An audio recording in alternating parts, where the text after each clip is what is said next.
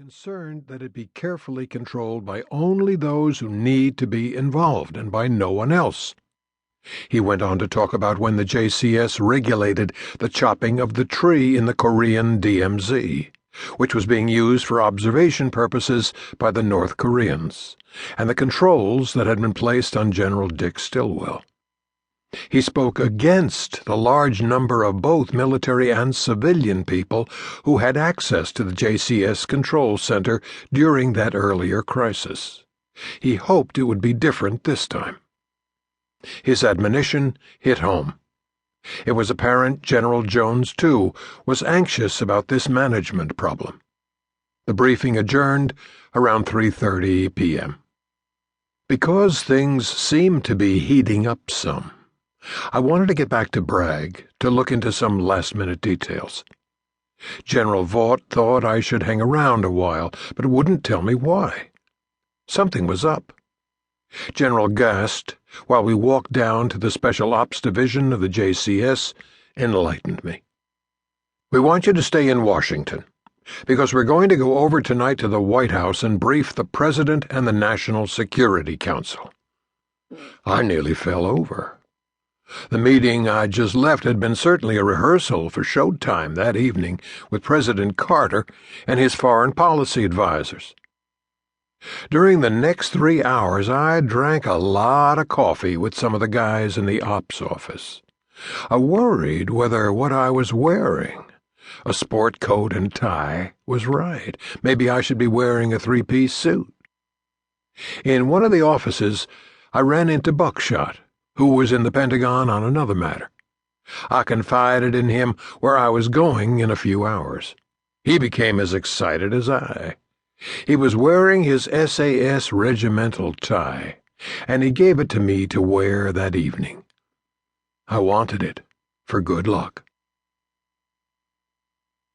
At 6:30, General Vaught, General Gast, and I, all in civilian clothes, were driven to General Jones's residence in Fort Myer, Virginia. The general wore a smart-looking Harris tweed sport jacket, gray slacks, and tie.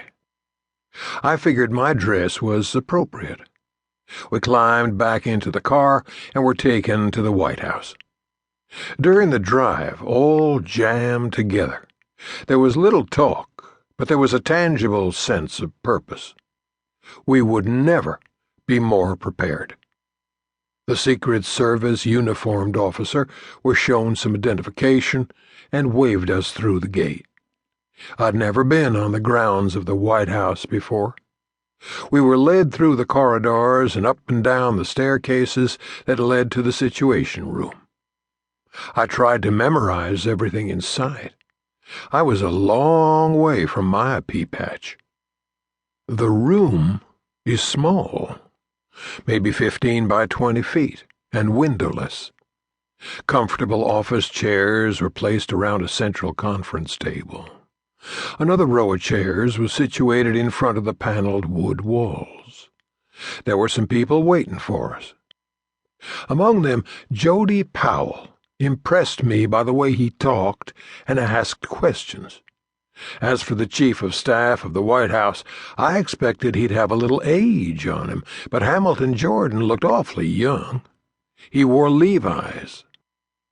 I was introduced to the agency's man and to Warren Christopher, the Deputy Secretary of State. Cyrus Vance was talking to someone in the corner. Dr. Brown came in right behind us and had with him his Deputy Secretary of Defense, Mr. Claytor.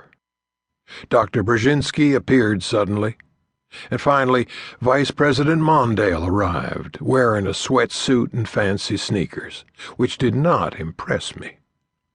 I found a seat behind and between Dr. Brzezinski and the Vice President. The President, in a blue blazer and gray slacks, walked into the room. Everyone jumped to attention. "Good evening, Mr. President." He looked good. General Jones took the lead. After quickly introducing his party to the President's group, he stated that we were there to explain the rescue mission plan and to answer questions. With that, he nodded.